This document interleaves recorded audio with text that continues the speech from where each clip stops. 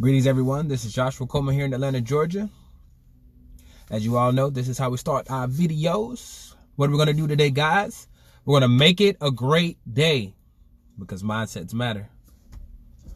All right, the name of the live is Transparency. And for those that are wondering, no, it is not Tell It Tuesdays. I've actually been debating whether I was going to do this live for about 2.5 hours. Well, probably closer to 3 hours now. But for those that caught the Tell It Tuesday message yesterday, hope you enjoyed it. What I wanted to do is come on and talk about my mom a little bit. I had a couple people hit me up and it was just like, I didn't know that about you, or, they could relate because they've experienced something with cancer or some terminal illness. So I just wanted to give a little bit of background just with, I'll say with and about my mom. So I was in high school. I graduated in 2007. And my mom had been sick for a while. There had been separation. I wasn't living with her. I was actually living with my aunt. Just do some other things in my past or in, I'll say growing up or coming up the way I did. And we found out my mom had stage 4 breast cancer.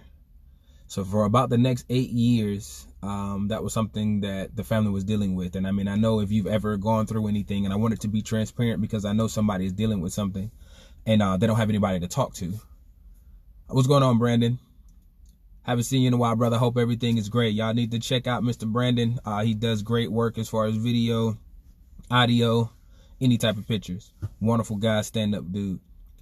But I'll just kind of go through the mindset, just where I was at. I was actually coming back from my technology class or technical school where I was learning automotive technology. And I got a phone call and they told me, it's like, hey, mom has stage 4 breast cancer. And I'm like, oh man, I almost wrecked the car. Just like hit me like a ton of bricks. We knew she had been sick. We didn't know how terminal it was. And I got to class and my teacher was like, Josh, what is going on? Like, you're not doing any work. You're just kind of sitting over. I was just spaced out. Like at that point in time, nothing else mattered. This is the woman that is giving me birth. We've gone through ups and downs. We've been homeless. We've been hungry. I've witnessed domestic abuse, the substance abuse. There's been a number of different things that I've witnessed and I've gone through with this person. And I mean, if you've ever lost a parent, it's already hard. But to find out something like cancer, and at that time, I didn't have a extensive understanding of what cancer is or how it works, and knowing that I had just lost her mother, my grandmother, a number of years before, to cancer. And so it was like a death sentence. And I'm sharing this because there's a lot of you that are dealing with different things in your own lives, whether it's a family member with a cancer or with a terminal illness or with an addiction or something that is taking them away from you. Whether it's a substance, whether it's a person, whether it was a situation where people fall out with each other and different things like that, where they don't talk to each other. So I wanted to correlate my story or my experience with my mom being diagnosed with cancer, finding out that information to whatever it is you're going to be or you're dealing with right now. Somebody may be dealing with a weight problem and they feel like they can't lose weight. Somebody may be dealing with a situation that happened with a family member. And it's caused division in your family. It's caused you to go separate ways. It's caused siblings not to talk. It's caused individuals not to cohabitate or occupy the same space together. And it's caused problems. I'll actually watch my aunts and uncles after my grandmother passed away, and they just kind of like separated, and everybody grieves differently. So I just want you to understand that somebody that may be dealing with an addiction or dealing with a terminal illness or dealing with something that's pulling them away from you, whether it's your spouse, whether it's your children, whether it's an aunt, uncle, I want you to try to understand it from their point of view, because what my mom let us know when she found out she had stage 4 cancer, which, I mean, the battle was on in that same regard, was that she was willing to fight. And a lot of times they just don't know, or they feel alone, or they feel like they're going to abandon them. So it's kind of one of those situations where it's like, how do I go from here? They're not going to accept me. They're not going to help me. They're not going to embrace me, because my mom thought that we were just going to leave her. She was like, you guys had a rough upbringing. I didn't think that anybody would take care of me.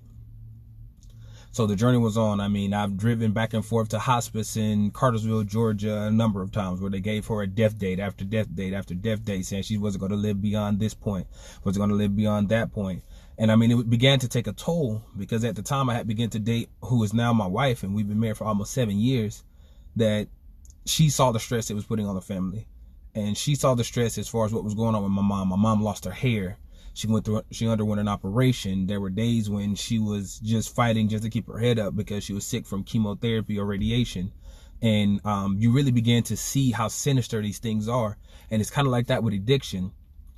Some people are dealing with, they're addicted to pain, they're addicted to cutting themselves, they're addicted to pills, they're addicted to some illegal substance, gambling, just any number of things that is basically taking them away from who they are and who their essence is, like they've lost themselves. So I'm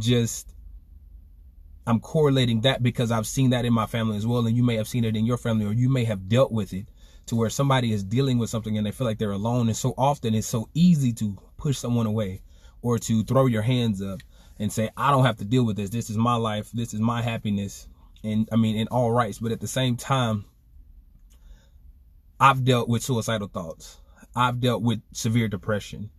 I've had days to where I was functionally depressed, but at the same time, like, I'm sitting in a room full of people, but I feel empty. I'm sitting in a room full of people and I'm still feeling alone. And I know that somebody out there is I know I'm speaking with somebody. And I was like, it wouldn't be on me this heavy if somebody wasn't dealing with something, if somebody wasn't going through something.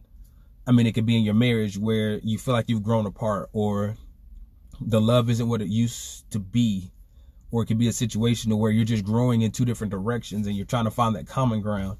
Or it could be with your child where they're not doing what you're saying, or they're not understanding that you're operating with their best interests at heart, or that person that is kind of shunning away or moving away. And it may be simply that they're dealing with something. So when we embraced my mother, when she felt like it was a death sentence, she said she continued to fight when her body was tired, when she was hurting, when she felt like giving up, when she lost her hair, when she lost the things that made her feel like she was a woman, knowing that she had struggled her entire life with her self-worth after she had been abused as a child and different things of that nature, and of her upbringing, where she didn't have that foundation of knowing who she was and having confidence and having positive, strong self-esteem and these role models and different things like that, to where it was built up anger and things. She thought that she would be shunned, but when we embraced her, it allowed her to fight. It kept her here for another 8 years. She outlived a lot of those that were around her that were diagnosed with different types of cancer.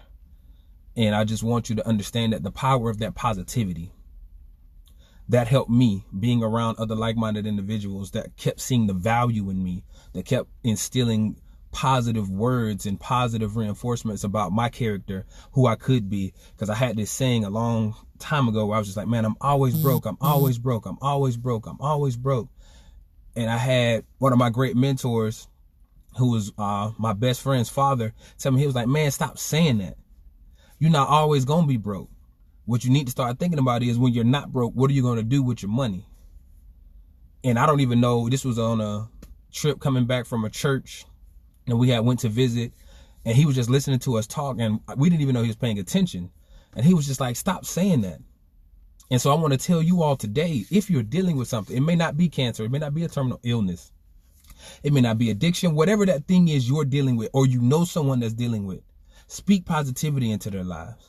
Allow yourself to be transparent. Everybody's on Facebook, Instagram, Twitter, the internet, and everybody's winning, right? You went on a hike just to take the pictures. It wasn't even about the hike. You taking pictures of your food. You're renting this car. You're at this person's house. You're wearing these clothes. Everybody's got it perfect. Nobody's going through anything. And I'm here to tell you, I have my struggles daily.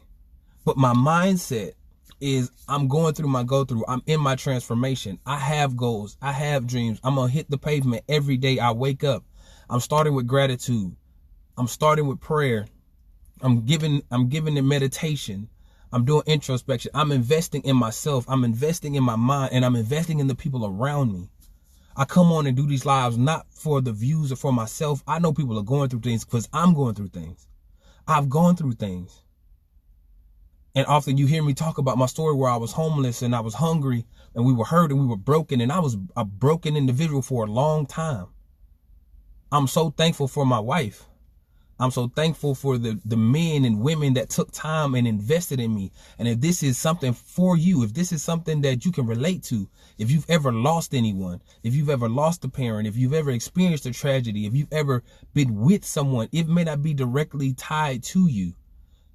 It could be a cousin, it could be a friend, it could be a coworker, it could be a colleague that you've seen go through gracefully.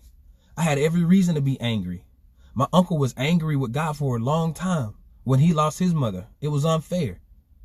And I love my mother beyond anything I could ever explain in the human language.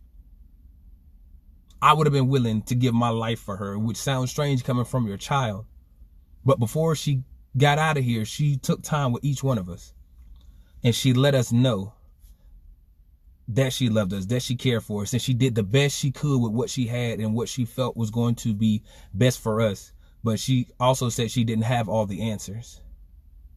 And so I want to encourage you, especially if you have children or if you're loving on nieces, nephews, cousins, whatever the case may be, you are special, you have value, and you need to put that in them. My mom carried around luggage or her baggage throughout her life from the things that were put into her, where she didn't value herself. She didn't see herself as beautiful. She didn't see herself as powerful. She didn't see herself as unstoppable. She didn't see her natural gifts. She was a gifted singer. She had an affinity for people. She loved to what she called have rap sessions, where all the teenagers, all the young people would come to the house. She would feed them, and then she would talk to them. And more importantly, she would listen to them from their perspective, things and conversations they couldn't have with their parents, they could have with her, because there was no judgment in her house.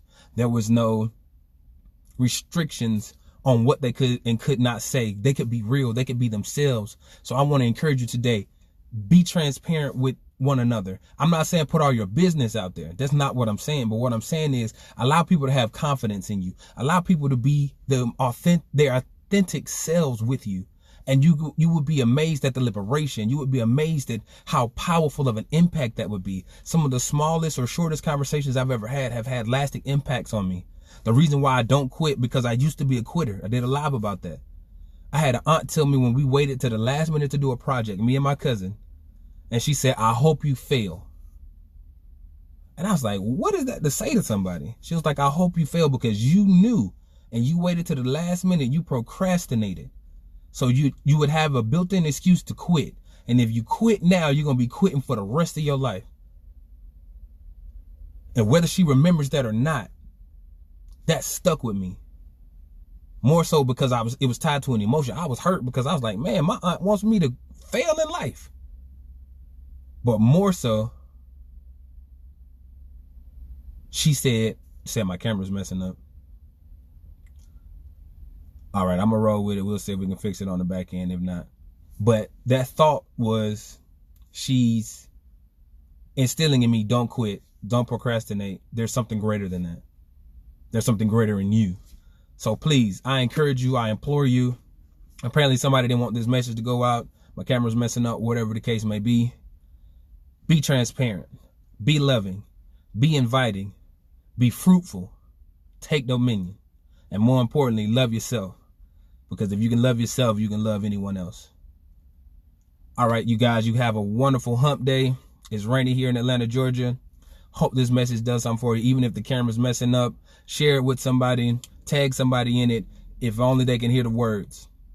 I do this for you, and I hope that this does something for you.